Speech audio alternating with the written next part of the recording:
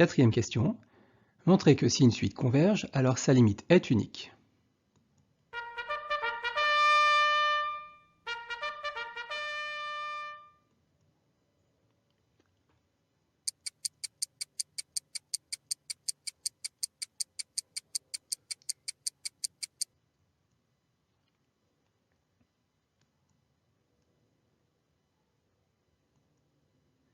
Montrons cette propriété en raisonnant par l'absurde.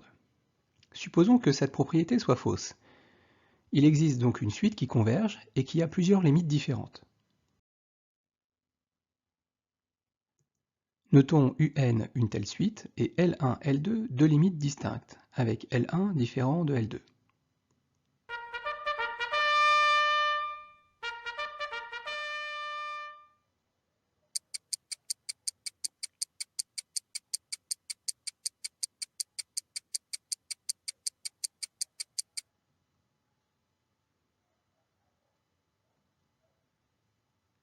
Bien, si vous avez écrit de façon formelle le fait que UN converge vers L1 et vers L2, vous aurez remarqué que UN est compris dans l'intervalle L1 - epsilon, L1 plus epsilon, premièrement, et aussi compris dans l'intervalle L2 - epsilon, L2 plus epsilon, à partir d'un autre rang.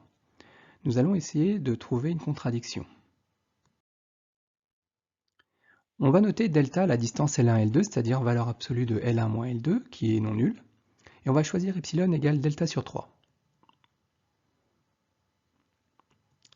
Alors, je reprends la définition de la convergence de la suite UN vers L1.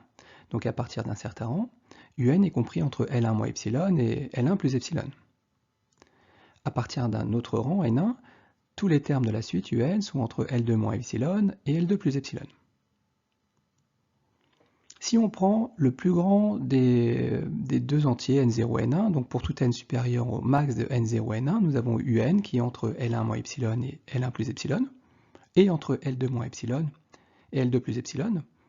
Et là, on voit qu'il y a quelque chose qui ne va pas. C'est que ces deux intervalles, par construction même, ne se croisent pas. Il y a donc une contradiction. Conclusion, il n'est donc pas possible de considérer cette propriété comme fausse, elle est donc vraie.